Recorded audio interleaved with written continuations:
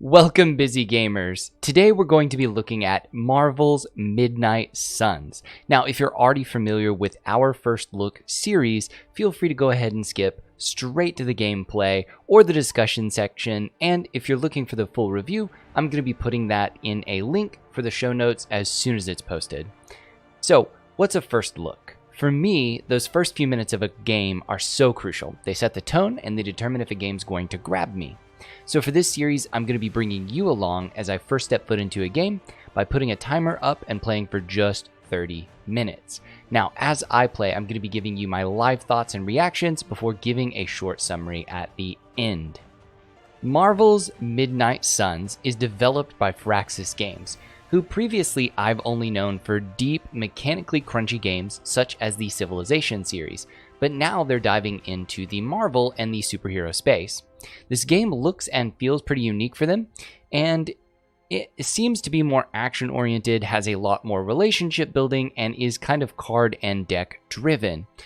So, even though it's a diversion, it's from Firaxis, so I'm sure it'll be a deep game that will hopefully have me trying to take just one more turn for hours to come.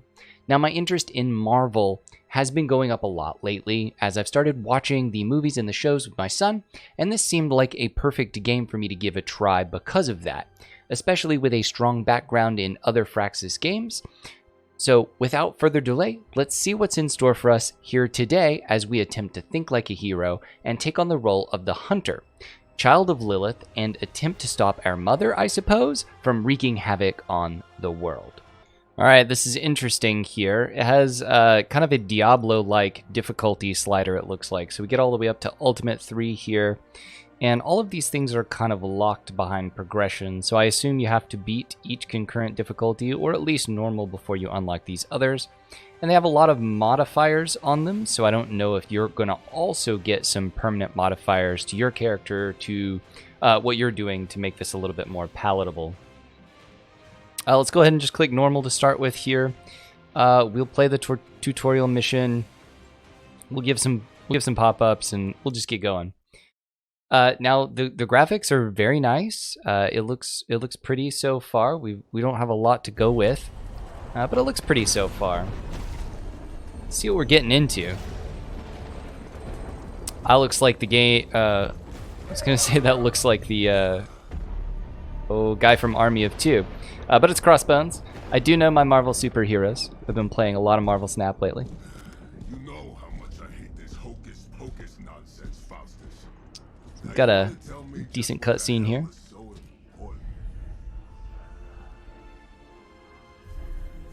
Now, depending on how long this cutscene is, we may go ahead and cut it out for you guys. It's important to set the stage, but I assume that if you're going to end up playing this game, you're going to get to watch the cutscene yourself. And I don't really want to ruin it too much. Alright, we've returned here. We've watched a little bit of a cutscene, and that was probably about 3 to 5 minutes. It was pretty entertaining. Interaction between Iron Man, Doctor Strange, and the old Ghost Rider. And I think there's some references for people of my age, at the very least, there that were interesting and fun to play with. Now it's going to teach us how to play the core game. We get a little bit of a tutorial here. 3 main types of cards, attacks, skills, and heroics. You get 3 actions per turn, and so we can kind of select those. We're going to move on. Iron Man's health is kind of hidden behind my head here. Attack cards. Damaging enemies gains heroism.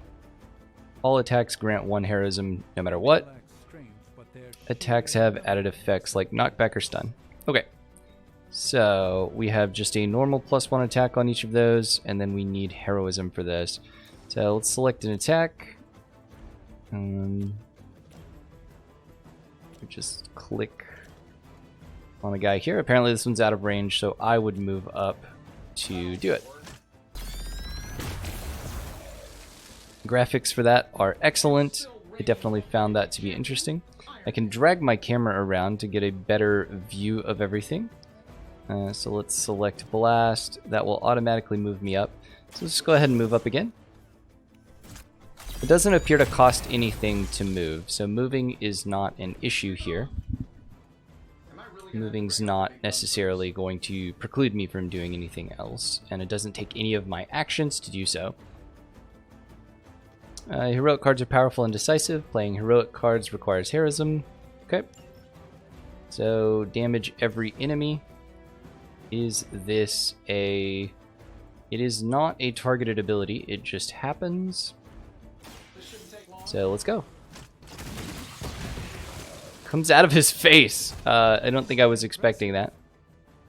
Ending the turn. Once you played your cards, X to finish your turn. Okay, pretty basic. Heroism goes away. You have to hold X down. I was definitely expecting it to be easier. That being said, I probably wouldn't necessarily want it to be much easier.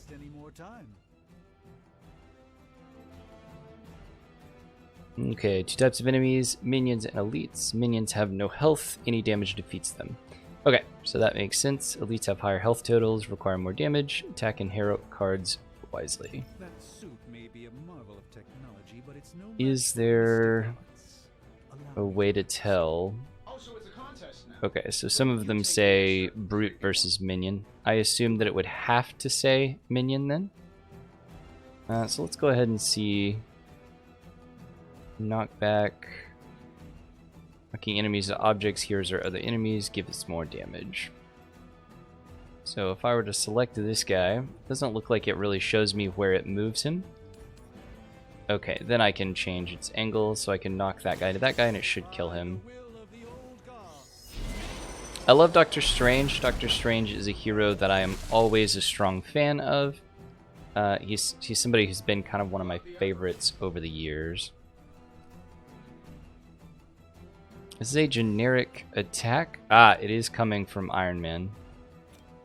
So I could go ahead and fire at this guy again. I can't tell if my turn is split between the two heroes or not. It appears to be, though, because this is a Doctor Strange card. It looks like it would require me to move. Could we just move and then do it? Let's see what happens here. Okay, so he has to be up and close and personal for this. I love the animation to these. The particle effects and everything look wonderful. I am now up close and personal here, so I'm certain they're going to attack me. Let's end our turn. They will not. They go straight for Iron Man for some reason. Guess we're not done yet. But my turn is indeed split between the two heroes. So we draw 3 cards. We have 3 actions. That does appear a little bit limited, I would say. Well, I could give you a hand, or a shield in this case. In the spirit of cooperation, I'll accept your offer. So, for example, skill cards to control battle. Skills provide supplementary effects, don't generally deal damage. Great way to build heroism for power attacks. They provide more heroism. Okay. That makes sense. You're helping somebody else, so that is a heroic action. I mean, Iron Man is the guy who is in trouble here. Could I give heads up to myself? Probably not. Does not look like it. Let's go ahead and give block to Strange. I assume that I could move my hero around a bit more, different, better, whatever happens to be. But it doesn't appear so, so maybe I can only position. Let's go ahead. Let's try to make sure we're attacking the elites, if at all possible. Knock the elites into each other. I like the targeting and positioning of it. And again, the effects are fantastic.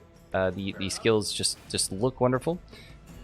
I think right now my biggest complaint is less that the skills aren't interesting and wonderful, and more that for me,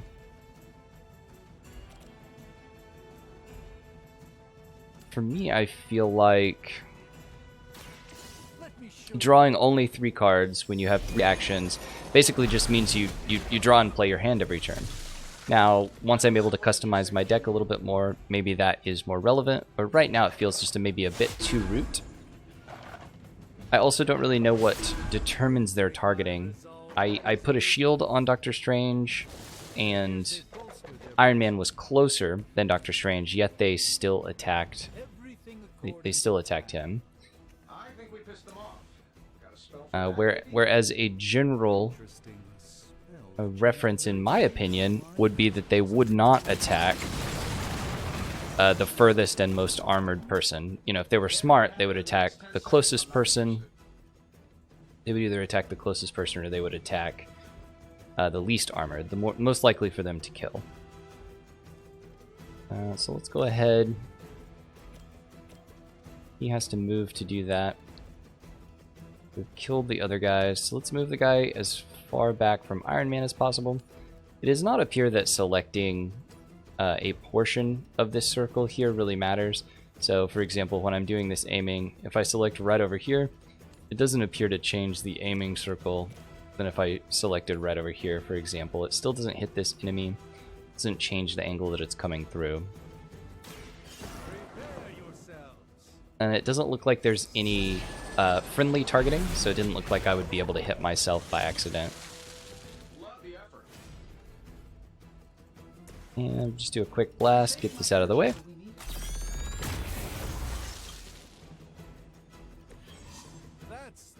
Environment attacks. Many objects in the battlefield can be used to his advantage. They cost heroism but don't use a card play. That's interesting. Free attacks are very useful. Use them wisely to score important knockouts. Try using more rocks to wipe out extra enemies. They'll glow and they can be used to attack a nearby enemy. Ponder arrows. Maybe we should just try throwing a big rock at him? Okay. So they take no action. I can just walk over to the no valid targets for that rock. Okay, so they have to be close for it to work. And we could just walk here, grab this rock, and apparently smash him in the face. Excellent. Just absolutely excellent. I'm a fan of that.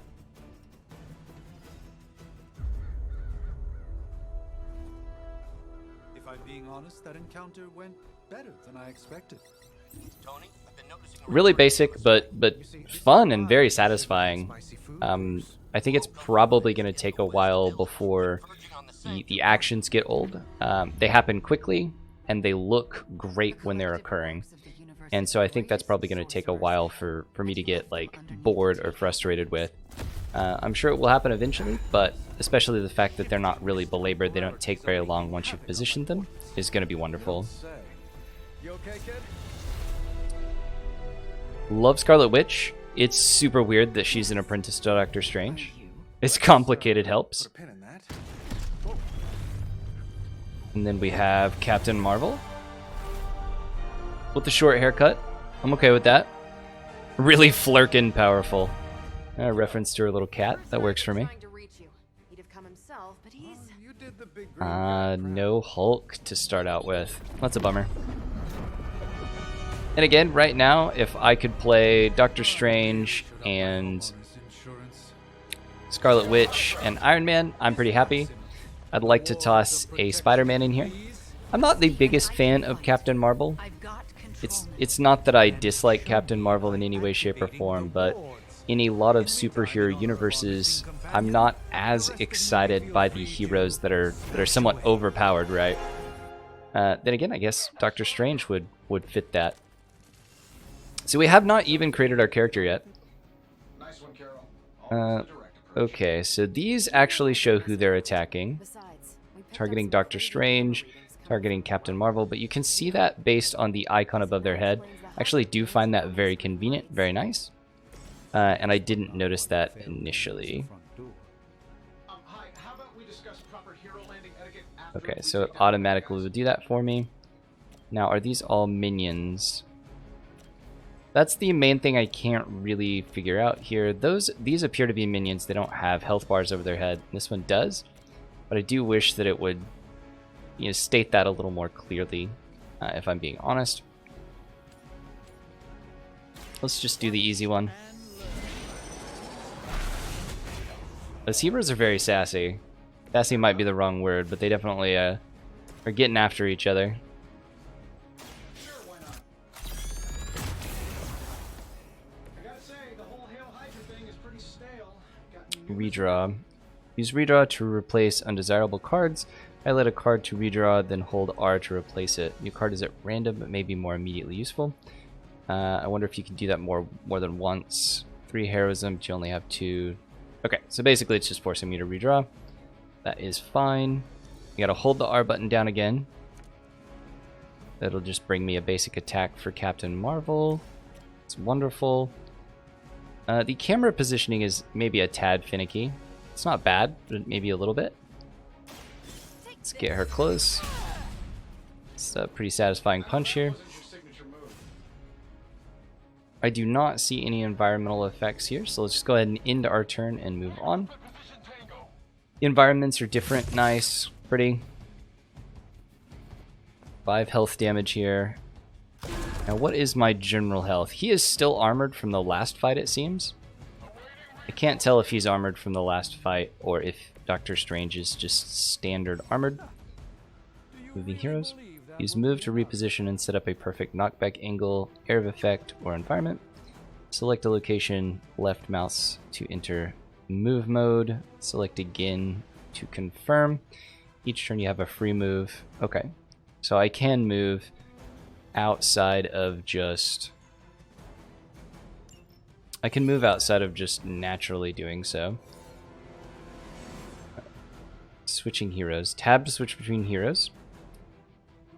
Okay, so for example, I'm now Doctor Strange. Okay, the Doctor Strange could move here as well. We double click basically. Ah, he's got a cool move effect. I definitely expected him to just walk over there. It's remarkable how well Hydra manages to attract new recruits despite decades of ineptitude. And then we go ahead and select, and we kind of have this.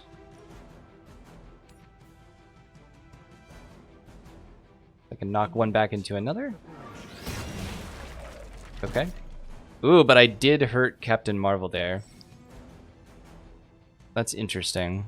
Up to 5 cards will be drawn to fill your hand at the start of each turn. Okay, so you do typically get more than 3. Potentially I got 3 because I was with other heroes.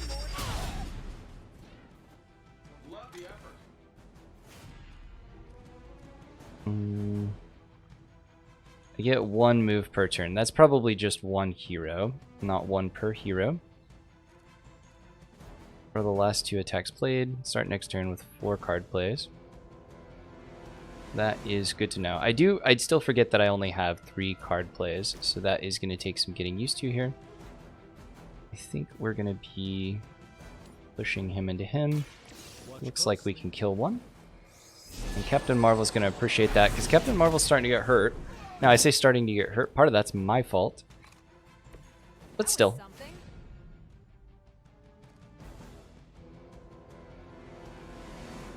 It feels like playing this is worth it as a support card. They have different interactions for all the cards. Very cool. I probably should have played that a little bit first. If I could have done 2 of the knockback attacks, definitely would have been better. I'm letting Captain Marvel take a beating, so I'm kind of hoping she's a little tanky.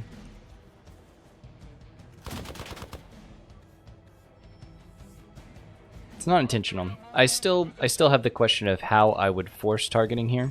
The odds are still in my favor. Okay, so tutorial's over. Just finishing the battle now. Double my current heroism, which I don't need.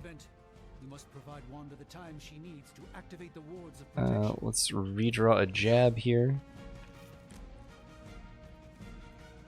Damage each enemy in a line. That seems very good. I wonder if we can get repositioned well enough for Captain Marvel.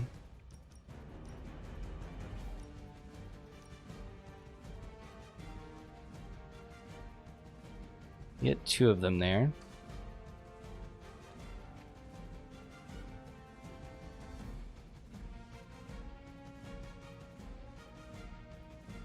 I think for there we can get all of them. So let's try this photon beam here. We can get at least 4 of them. Let's try that. Very cool looking attack. 4 at once. We're getting nothing but sass from Doctor Strange, it seems. Got a little bit of an environmental effect here. Let's have Iron Man do this. Get him up close and personal. This should be good. Just breaking things in my own house, which seems bad, but we've got our objective complete here.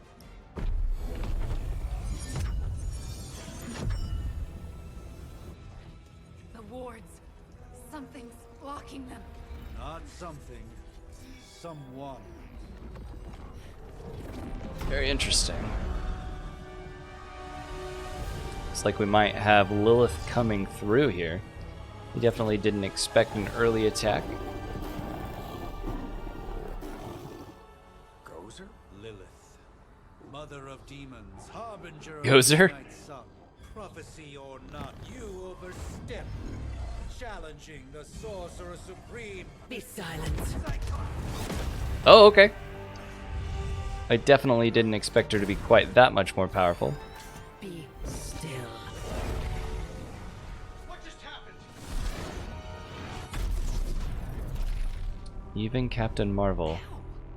Be gone. No! A fellow daughter of Transia. There we go. You remind me of my own beloved. In virtute visanti. And Doctor Strange, bringing it home. Maximoff, your unique energy surprised her. Making it, Ha! Alright, Iron Man. Thanks for tearing up the house afterwards. What? I'm fine. The prophecy is in motion. Lilith is still out there growing stronger. So they were aware of the prophecy beforehand. They were aware something has done, If we are to have any chance and of then stopping they're her, there is only seeing her in one person option here. left to us. I won't go back there. Now, why Lilith didn't just immediately come back, I'm not sure. Miss Maximoff. However, one of us should remain behind to maintain the wards of protection. See you on the other side. Okay, so we're gonna leave Scarlet Witch alone for a little while. Seems good. Alright, we've got our first achievement, basically just unlocking the very first portion of the game, I believe, kind of completing the tutorial. Seeing Lilith return. I'm going to see some more environments. Now, it doesn't look like there's going to be a lot of exploration or anything of that nature. It seems we're going to have cutscene after cutscene, and then a structured battle on a field, And where is which I like that idea. I like that gameplay mechanism. A pocket dimension in Salem, Massachusetts. Oh, suburbs. Nice. I know some people will prefer a more RPG exploration, Home of the Midnight sun. but honestly, this seems very nice. Last line of defense against Lilith, according to them. Well, What is this? Lilith's Junior Demon League? Wait, it's that jerk from TV. Which one?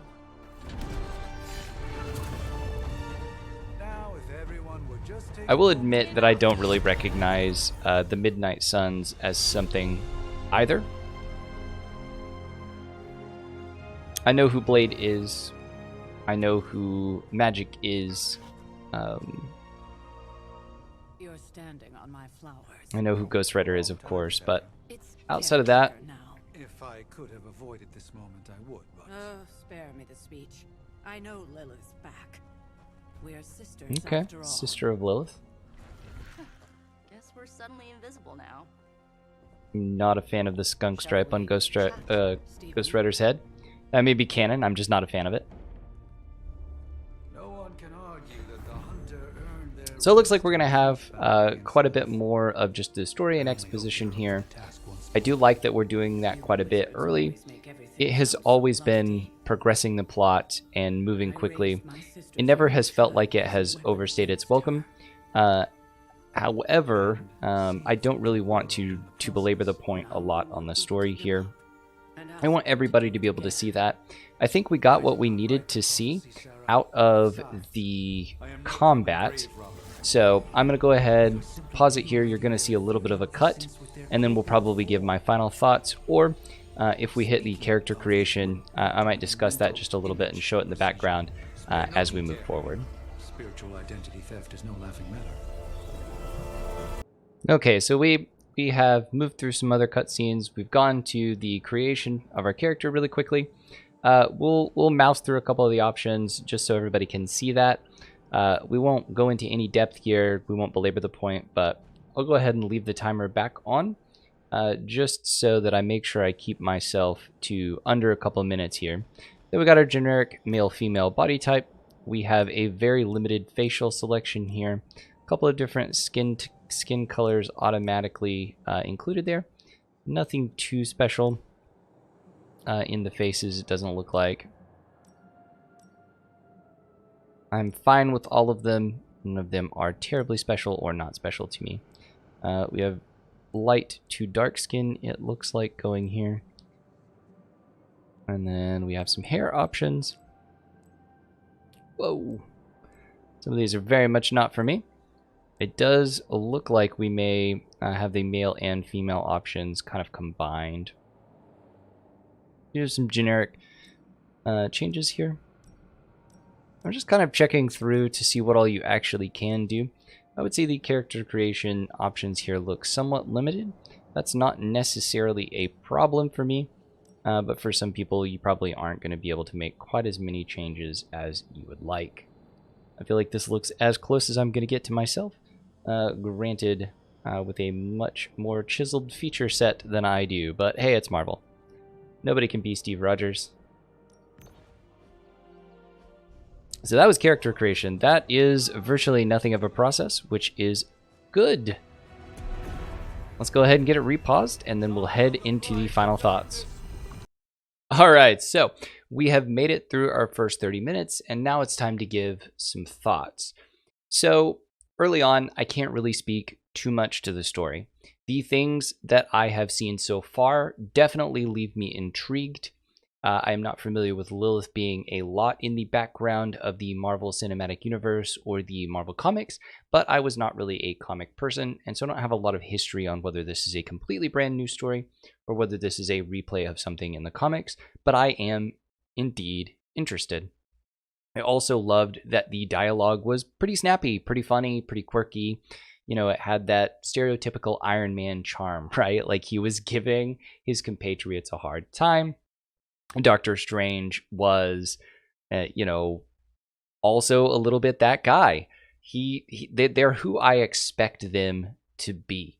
Everybody might be a little bit too snarky long term, but honestly, it works well so far. I think it makes it fun, entertaining, and engaging. I'm a little worried that it seems like it might focus on some of the more fringe superheroes that I'm not as excited about. Nico, Blade, and Magic. It's not that they're not interesting and cool as superheroes. It's more that it's a superhero game and I have my predisposed notions that I'd love to play things like Spider-Man and Doctor Strange. I'm sure they'll enter in later, for Spider-Man that is. I know he's in the game, but that is interesting. Also, the Hunter itself, I'm not that compelled by my own character so far. So those are a little bit of downsides, but it does seem interesting, and I kind of like the medieval armor look that the Hunter has going. The combat seemed actually really fun. Playing the cards and everything was pretty intuitive. There were a lot of reticles and targeting and things like that on the ground, but I could see where combat would end up being fairly strategic, with the only downside being I didn't really understand how they chose their targets, how the enemies chose their targets.